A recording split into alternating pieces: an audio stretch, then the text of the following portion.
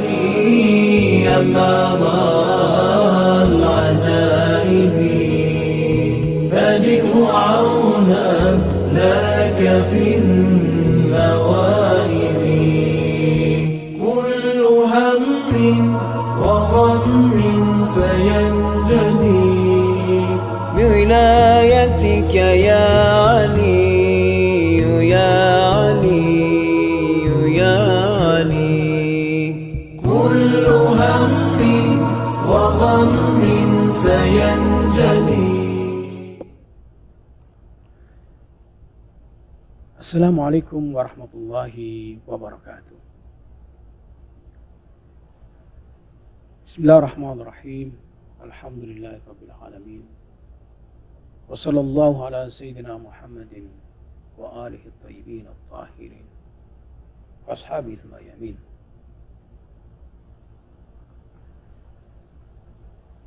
Rabbi shrah li sadri wa yassir li amri wa hlul 'uqdatam min lisani yafqahu qawli.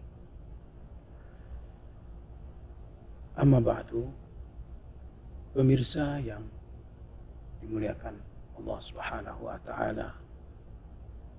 Alhamdulillah kita bisa berjumpa kembali dalam kajian tadabbur Quran. Semoga kita mendapatkan curahan rahmat daripada Allah Subhanahu wa taala dan mendapatkan pancaran kebersihan hati lewat mengkaji dan mentadaburi ayat-ayat suci ilahi. Pemirsa yang dimuliakan Allah Subhanahu wa taala, pada kajian yang lalu kita telah jelaskan dalam surat At-Takatsur ini bahwa di dalam ayat ini dijelaskan juga tentang tingkatan-tingkatan yakin. Yang dengan keyakinan itu manusia dapat memperoleh akan kebahagiaan-kebahagiaannya dengan menyingkap efek-efek baik maupun efek-efek buruk dari sebuah tindakan dan perbuatan manusia.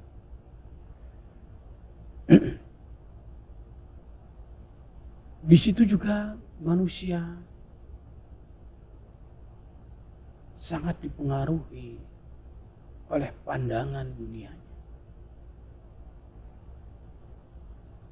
Tatkala Allah Subhanahu wa taala menyatakan, "Kalla law ta'lamuna 'ilmal yaqin la tarawunnal jahim," ingin menjelaskan bahwa hendaknya manusia mampu menyingkap akan suatu hakikat dari setiap perbuatan-perbuatan yang dia lakukannya, dari setiap norma-norma agama, dari setiap ajaran-ajaran agama yang Allah perintahkan maupun yang Allah larang. Hal ini dimaksudkan agar manusia bisa mencapai kesempurnaan dan kebahagiaan.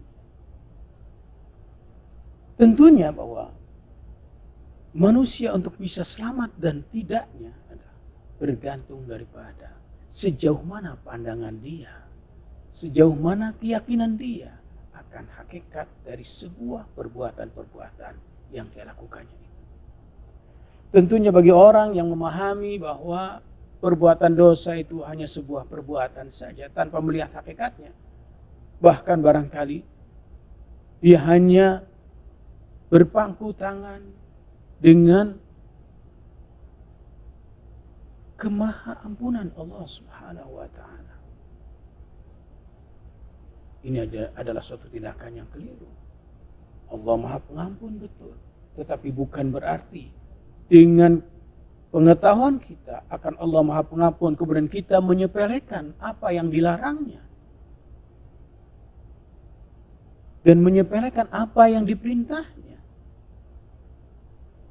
Karena itu Allah tatkala mengatakan kalla law ta'lamuna ilmal yakin, kalau engkau memiliki pengetahuan ilmu yakin, artinya apa? Engkau hendaknya mengangkat sedikit pengetahuanmu sampai kepada suatu pengetahuan yang mencapai keyakinan. Agar imanmu tidak goyah. Agar iman kita tidak goyah. Karena keyakinan sesungguhnya tidak akan pernah tergoyahkan. Maka kalla law ta'lamuna ilmal yaqin la tawrawunnal jahim, untuk menjelaskan bahwa pengetahuan yang telah sampai kepada keyakinan di mana manusia telah meraihnya, maka semuanya akan serba nampak bagi manusia sebelum kematiannya. Tatkala Allah Subhanahu wa taala menjelaskan tentang efek dan hakikat orang kafir, bahwa orang-orang kafir itu diliputi dengan neraka jahanam. Wa inna jahannama la muhitatun bil kafirin. Sesungguhnya neraka jahanam itu adalah meliputi orang-orang kafir. Artinya apa? Bahwa wujud hakiki daripada orang kafir itu adalah kekafiran, adalah neraka jahanam. Wa inna jahannama la muhitatun bil kafirin. Wujud neraka jahanam itu sudah meliputi dirinya dan sudah menyatu pada dirinya. Maka hakikatnya dia adalah neraka jahanam. Pengetahuan manusia apabila sudah sampai kepada tingkatan hakul yakin, maka dia akan mampu menyingkap semua itu. Maka pada ayat ini juga para ahli tafsir menjelaskan tatkala derajat-derajat keyakinan itu ada pada ilmu yakin, kemudian ainul yakin dan hakul yakin. Sesungguhnya ini ingin menceritakan bahwa ilmu yakin adalah tahapan awal umumnya manusia.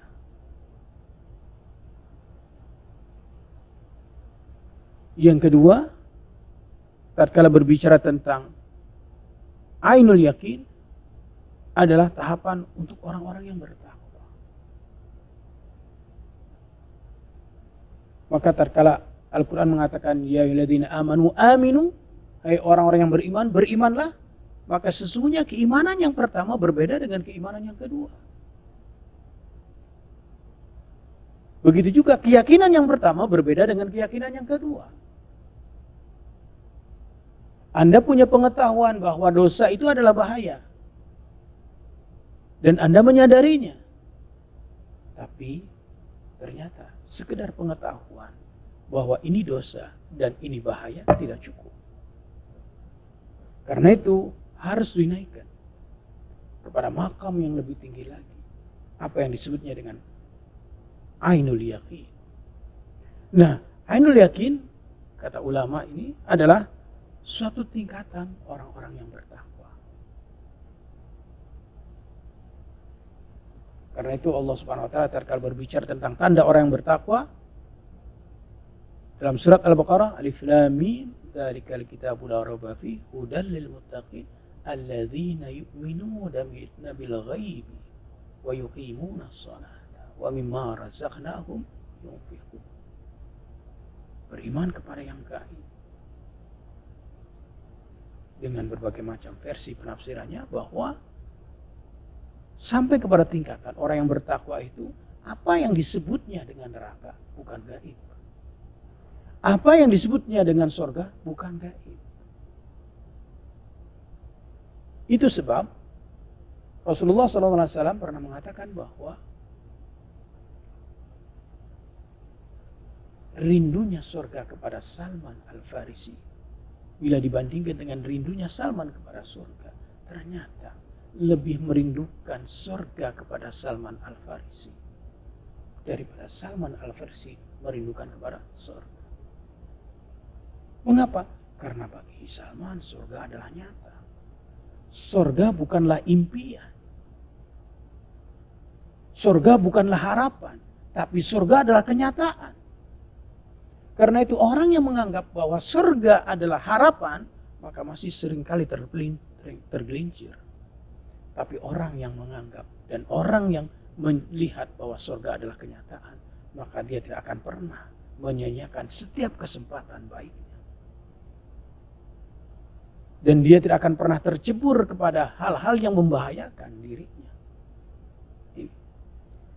Dan yang ketiga, ainul yakin adalah berbicara tentang tingkatan orang-orang khusus. Ini adalah maqamul muqarrabin, makamnya orang-orang yang dekat di sisi Allah Subhanahu wa taala. Pernah disebutkan dalam sebuah riwayat, konon sebagian sahabat ada yang menceritakan kehebatan salah satu murid daripada Nabi Isa alaihissalam. Innahu dzikra 'inda Nabi sallallahu alaihi wasallam anna ba'd ashab Isa kana yamshi 'ala al-ma. Konon katanya bahwa sebagian sahabat-sahabatnya Nabi Isa, murid-murid Nabi Isa, kana yamshi 'ala al-ma. Dia bisa berjalan di atas air. Lihat sahabat Nabi tatkala mendengar cerita bahwa sahabat-sahabat Nabi Isa ada yang bisa berjalan di atas air, merupakan suatu hal yang menakjubkan, mengherankan. Ada manusia dan bukan Nabi mampu berjalan di atas air. Tetapi apa kata Nabi Sallallahu Alaihi Wasallam? Mengatakan, "Lau kana yaqinuhu ashaddu min dhalik, lamasya 'alal hawa." Kalau sekiranya keyakinan dia lebih kuat lagi, niscaya akan berjalan di atas awan dan di atas udara. Bukan berjalan di atas air, berjalan di atas udara. Bisa terbang. Ini karena apa? Keyakinan yang kuat yang dimilikinya. Pemirsa yang dimuliakan Allah Subhanahu wa taala,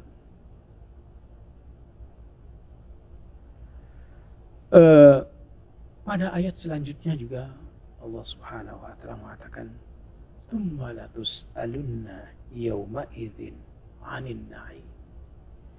Kemudian bahwa kalian benar-benar akan ditanya tentang kenikmatan. Maka kenikmatan apa yang akan ditanya oleh Allah Subhanahu wa taala atas manusia? Disebutkan dalam sebuah riwayat, qil anna an-na'im inna an-na'im al-mas'ul anhu wa ni'matus salamah wa faraghal bal. Kenikmatan yang akan ditanya adalah kenikmatan keselamatan manusia, kesehatan manusia, kondisi peluangnya manusia. Ini barangkali yang kemudian kita bisa lihat di dalam riwayat-riwayat Nabi. Antara lain adalah Nabi mengatakan, "La tazula qadama 'abdin yaumal qiyamah hatta yus'al an umri fima afna wa an ilmihi fima fa'ala bih wa an malihi min aina iktasaba wa an jismihi fima ablah." Manusia akan ditanya kelak pada hari kiamat nanti sebelum kakinya beranjak tentang umurnya. Untuk apa dia habiskan? Berapa usia kita? 50 tahun, 60 tahun, 70 tahun, 80 tahun, 90 tahun? Barangkali ada yang lebih daripada 1 abad. Maka itu bukan suatu kemuliaan manusia. Dan bukan suatu kebanggaan manusia. Karena apa? Bukan jumlah usia, tapi kualitas usia. Maka Allah akan bertanya kepada kita semua, usiamu kau gunakan untuk apa? Kau habiskan untuk berfoya-foya? Kau habiskan untuk berleha-leha? Kau habiskan hanya untuk duduk-duduk semata? Untuk tidur? Untuk makan? Sebagaimana binatang hidup? Ini akan menjadi pertanyaan Allah Subhanahu wa taala kepada kita. Wa an ilmihi fima fa'ala bi. Tentang pengetahuan, tentang ilmu yang kita telah miliki, telah kita raih. Sejauh mana ilmu itu bisa kita terapkan, bisa kita amalkan. Pengetahuan-pengetahuan tentang halal dan haram, sejauh mana telah kita aplikasikan dalam kehidupan kita. Maka Allah akan bertanya tentang pengetahuan. Sekecil apapun pengetahuan yang kita miliki. Tentang pengetahuan haram. Tentang pengetahuan halal. Tentang harta yang dimiliki oleh manusia. Yang dimiliki oleh kita. Jangan dipikir harta itu tatkala berbicara tentang Allah akan pertanyakan tentang harta dari mana diraih. Hanya orang-orang yang dikatakan kaya semata. Tidak. Setiap pencaharian kita. Dari mana kita perolehnya?